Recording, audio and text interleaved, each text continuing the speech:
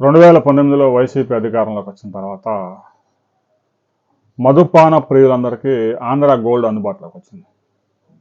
2019 నుంచి 2024 దాకా Andhra gold, Nobel prize, president మెడలు అనే చీప్ లిక్కర్ని క్వార్టర్కి 250 రూపాయల నుంచి 300 రూపాయలు కొనుగోలు చేసి తాగి 1,80,000 మంది చచ్చారు.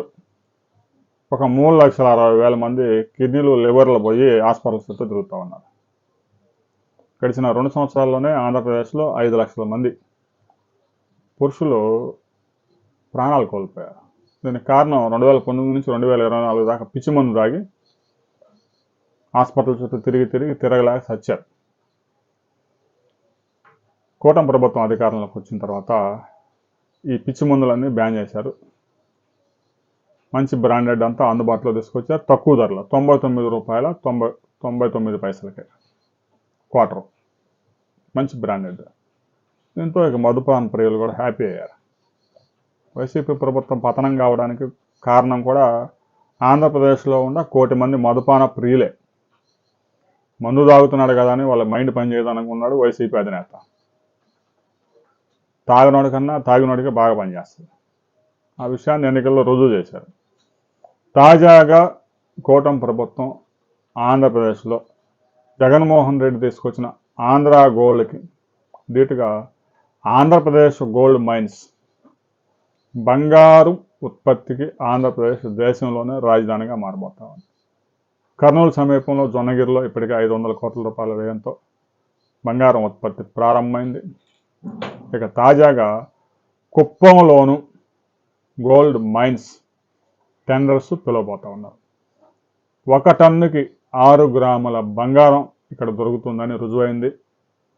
కేంద్ర రాష్ట్ర ప్రభుత్వాలు అక్కడ మైనింగ్ కోసం అనుమతులు, బ్లాక్స్ వైజ్గా అనుమతులు ఇవ్వడానికి నోటిఫికేషన్ ఇచ్చారు.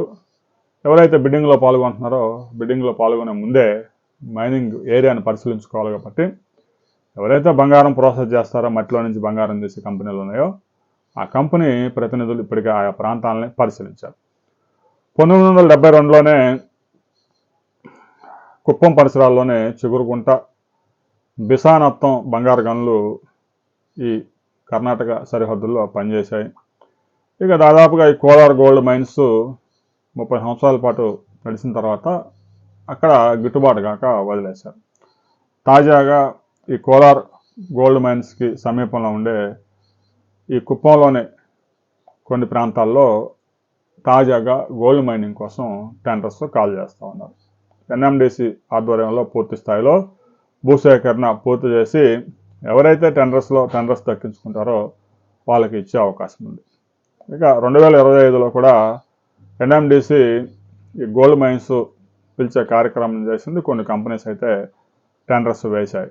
తాజాగా చిగురుగుంటలో 20 లక్షల టన్నుల ఖనిజ నిల్వలు ఉన్నాయి. ముడి ఖనిజాన్ని శుద్ధి చేస్తే, ప్రయోగాత్మకంగా శుద్ధి చేసినప్పుడు 1 టన్నుకి 5.73 గ్రాముల బంగారం వచ్చింది. గిట్టుబాటు అయ్యే అవకాశం ఉంది. బంగారం ధరలు కూడా 10 గ్రాముల ప్యూర్ గోల్డ్ 1,45,000 రూపాయలు ఉంది. కాబట్టి ప్రస్తుత ధరల్లో గిట్టుబాటు అవుతుంది. గతంలో 10 గ్రాముల ప్యూర్ గోల్డ్ 33,000, 35,000 ఉన్నప్పుడు ఆ మైనింగ్స్ గిట్టుబాటు అయ్యేది కాదు, అందుకే ఎవరు రాలేదు.